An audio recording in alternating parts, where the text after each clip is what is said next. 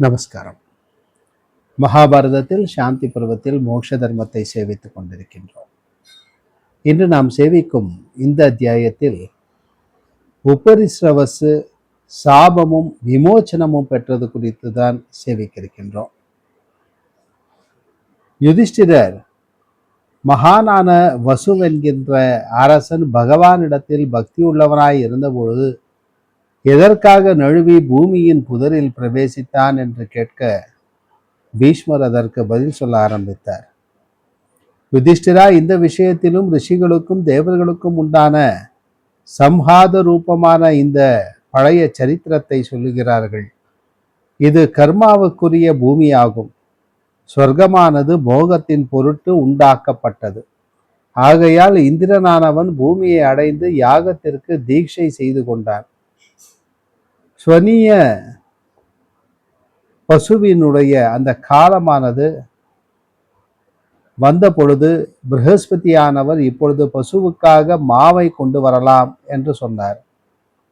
அதை கேட்டு தேவர்கள் எல்லோரும் மாமிசத்தால் ஆசை உள்ளவர்களாகி பிராமண சிரேஷ்டரான ப்ரஹஸ்பதியையும் மற்ற பிராமண சிரேஷ்டர்களையும் பார்த்து, அஜத்தால் யாகம் செய்ய வேண்டும், அந்த அஜமும் வெள்ளாடென்று அறிய வேண்டும், மற்றவை பசுவல்ல என்பது முறை என்று இந்த வார்த்தையை தனித்தனியே சொன்னார்கள். ரிஷிகள் யாகங்களில்தான்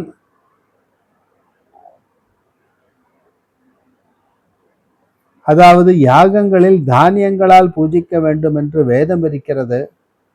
அஜம் என்று பெயருடையவை தானியங்களே, நீங்கள் வெள்ளாட்டை கொல்வதால் தகுதி அல்ல. தேவர்களே, எதில் பசுவானது வதைக்கப்பட்டிருக்கிறதோ அது சத்துக்களுடைய தர்மமாகாது. இது சிறந்ததான கிருத்தயுகம். பசுவானது எப்படி வதைக்கப்படலாம் என்று சொன்னார்கள். தேவர்களோடு அந்த முனிவர்கள் விவாதம் பண்ணி கொண்டிருக்கையில் அந்த வழியில் வந்தவனும் அரசர்களில் சிறந்தவனும் ஆகாயத்தில் சஞ்சரிப்பவனும் ஸ்ரீ பொருந்தியவனும் பலமுடைய 1000 வாகனங்கள் உள்ளவனுமான வசுவானவன் அந்த இடத்திற்கு வந்தார். வேகமாக வருகிறவனும் ஆகாயத்தை அடைந்தவனுமான அந்த வசுவை பார்த்து அந்த பிராமணர்கள் தேவர்களை பார்த்து, யாகசீலனும் தானங்களுக்கு பதியும் சிறந்தவனும் எல்லா பிராணிகளுடைய நன்மையிலும் பிரியமுள்ளவனுமான இவன் சந்தேகத்தை நிவர்த்தி செய்வான்.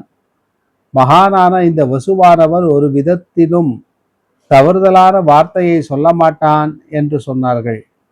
இவ்வாறு அந்த தேவர்களும் முனிவர்களும் சந்தேகத்தை அடைந்து எல்லோரும் சேர்ந்து வசுவென்கின்ற அரசனையிடம் அந்த அரசனுடைய சமீபம் வந்து, அரசனே, அஜத்தினாலா அல்லது தானியங்களாலா எதனால் யாகம் செய்ய வேண்டும்? எங்களுடைய இந்த சந்தேகத்தை நிவர்த்தி செய், நாங்கள் உன்னை பிரமாணமாக ஒப்புக்கொண்டிருக்கிறோம் என்று கேட்டார்கள். அந்த வசு அவர்களை பார்த்து அஞ்சலி செய்து கொண்டு, யாருக்கு எந்த பட்சம் சம்மதம், சத்தியத்தை சொல்லுங்கள் என்று கேட்டான். ரிஷிகள், அரசனே, தானியங்களால் யாகம் செய்ய வேண்டும் என்பதே எங்களுடைய பட்சம். தேவர்களுக்கோ பசுவினால் யாகம் செய்கிற பட்சமே சம்மதம். அரசனே, எங்களுக்கு சொல் என்று சொன்னார்கள். அப்பொழுது வசு தேவர்களுடைய அபிப்பிராயத்தை அறிந்து அவர்களுடைய பட்சத்தை பற்றி, சாகம் என்கின்ற அஜத்தினாலே யாகம் செய்ய வேண்டும் என்கிற வார்த்தையை சொன்னார். அதனால் சூரியனுக்கு நிகரான காந்தியுடைய அந்த முனிவர்கள் எல்லோரும் கோபத்தை அடைந்து, விமானத்தில் இருப்பவனும் தேவபக்ஷத்தின் விஷயத்தை சொல்லுகிறவனுமான வசுவை பார்த்து, தேவர்களுடைய பட்சத்தை நீ கொண்ட காரணத்தினால் ஆகாயத்திலிருந்து விழக்கடவாய். இது முதல் உன்னுடைய ஆகாய கமனமானது கெட்டு போய்விடும். வேதங்களும் சூத்திரங்களும் மாறாக நீ சொல்லியிருப்பதால் எங்களுடைய சாபமாகிற அடியார் நீ பூமியை பிளந்து கொண்டு விழுவாய். நாங்கள் விரோதமான வார்த்தையை சொல்லியிருந்தால் அந்த இடத்தில் விழுகிறோம் என்று சொன்னார்கள். அப்பொழுது உடனே அந்த சாபத்தினால் அந்த க்ஷணத்திலேயே உபரிஸ்ரவஸ் என்கின்ற அந்த அரசன் விரைவில் பூமியின் துவாரத்தை அடைந்து கீழே இருப்பவன் ஆனான். அவ்விதம் இருந்தும் அப்பொழுது நாராயணருடைய ஆக்ஞையால் நினைவு விலகாமல் இருந்தது. தேவர்கள் எல்லோரும் சேர்ந்து கொண்டு வசுவினுடைய சாப விமோச்சனத்தை குறித்து ஜாக்கிரதையோடு ஆலோசனை செய்தார்கள். அது அரசனுடைய புண்ணியம் அல்லவா? மகாத்மாவான அந்த அரசன் நம்முடைய நிமித்தத்தில் சாபத்தை அடைந்தான். தேவர்களே, நாம் சேர்ந்து இவனுக்கு பிரதி உபகாரம் செய்ய வேண்டும் என்று ஈஸ்வரர்களான அந்த தேவர்கள் புத்தியினால் ஆலோசித்து விரைவில் நிச்சயத்தை அடைந்து சந்தோஷமுள்ள மனத்துடன் அப்பொழுது அரசனான உபரிசரனை பார்த்து, நீ பிராமணர்களுக்கு அனுகூலரான தேவருக்கு பக்தன். அந்த ஹரியானவர் தேவர்களுக்கும் அசுரர்களுக்கும் குருவாய் இருப்பவர். அவர் உன்னுடைய விஷயத்தில் மனத்தில் மிக்க சந்தோஷத்தை அடைந்து சாப விமோச்சனத்தை செய்வார். மகாத்மாக்களான பிராமணர்களுக்கும் மரியாதை செய்ய வேண்டும். அவர்களுடைய தவமானது அவசியம் பலிக்கவே செய்யும். நீ சீக்கிரமாக ஆகாயத்திலிருந்தும் பூ பிரதேசத்தில் விழுந்ததனால் நன்மையை விரும்புகிறவன் வேதத்திற்கும் சூத்திரங்களுக்கும் விரோதமாக சொல்லக்கூடாது. எங்களுடைய பட்சத்தின் நிமித்தத்தினால் இப்படிப்பட்ட துன்பத்தை அடைந்தான். ராஜசிரேஷ்டனே, நாங்கள் உனக்கு ஒரு வரத்தை கொடுக்கின்றோம். எவ்வளவு காலம் நீ சாப தோஷத்தினால் பூமியின் துவாரத்தை அடைந்திருப்பாயோ அவ்வளவு காலம் நீ யாகங்களில் மனம் பற்றியவர்களான வேதியர்களால் நன்றாக ஆகுதி செய்யப்பட்ட வசோதாரரை என்கிற அந்த ஆஜதாரையை எங்களுடைய அனுகிரகத்தாலே அடைவாய். எங்களுடைய அனுகிரகத்தால் உன்னை சிரமமானது அடைய மாட்டாது. ராஜசிரேஷ்டனே, பூமியின் துவாரத்தில் வசோர்தாரையை அருந்துவதனாலும் விருத்தி செய்யப்பட்ட பலத்தினாலும் பசியும் தாகமும் உண்டாகாது.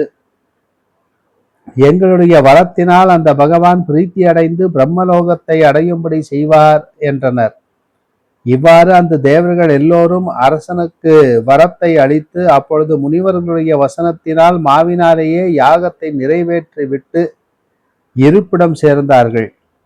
தவத்தையே தனமாக உடைய முனிவர்கள் அனைவரும் தட்சிணையை பெற்றுக்கொண்டு தாங்கள் ஆசிரமங்களை அடைந்தார்கள்.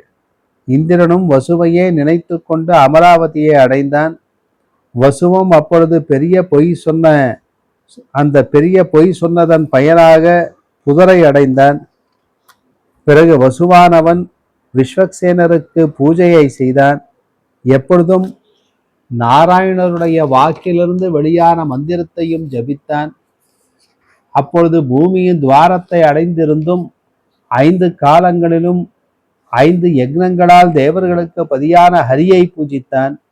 பிறகு பகவானும் பாவங்களை போக்குபவரான நாராயணர் அந்த பக்தனும் தம்மையே பரகதியாக உடையவனும் மனத்தை ஜெயித்தவனுமான அவனுடைய பக்தியினால் சந்தோஷத்தை அடைந்தார். அப்பொழுது வரத்தை அளிப்பவரும் பகவானான விஷ்ணுவானவர் தமது அருகில் இருப்பவரும் மிக்க வேகமுள்ளவரும் பட்சிகளில் சிறந்தவருமான வைனதேயரை பார்த்து தம்முடைய விருப்பத்தை சொன்னார். பக்ஷிராஜரே, என்னுடைய வார்த்தையால் பார்க்கலாம். சம்ராட்டும் தர்மாத்மாவும் கடுமையான விரதம் உள்ளவனுமான வசு என்னும் அரசன் பிராமணர்களுடைய பெரிய கோபத்தினாலே பூமியினுள் பிரவேசித்து விட்டான். அந்த பிராமண சிரேஷ்டர்களும் கௌரவிக்கப்பட்டார்கள். பக்ஷிராஜனே, நீ போ. கருடனே, இப்பொழுது எனது ஆக்னேயனாலே பூமியின் புதரில் மறைந்திருப்பவனும் கீழே சஞ்சரிப்பவனுமான ராஜசிரேஷ்டனை ஆகாயத்தில் சஞ்சரிப்பவனாக தாமசிக்காதே என்று சொன்னார். பிறகு வைனதேயர் சிறகுகளை உதறி வாயுவுக்கு நிகரான வேகத்துடன் வசுவானவன் மௌனமாய் வசிக்கிற அந்த பூமியினுடைய துவாரத்தில் பிரவேசித்தார். அவர் விரைவில் அவனை அங்கிருந்து உயர தூக்கி வேகமாக ஆகாயத்தில் கிளம்பி அங்கே அவனை விட்டுவிட்டார். அந்த முகூர்த்தத்தில் அரசன் மீண்டும் உபரிசரனானான். அரசரில் சிறந்த அவன் சரீரத்தோடு பிரம்மலோகத்தையும் அடைந்தான். யுதிஷ்டிரா, இவ்விதம் மகாத்மாவான அவனும் தேவர்களின் கட்டளைப்படி பொய் சொன்னதற்காக பிராமண சாபத்தினால் அதோ கதியை அடைந்தான்.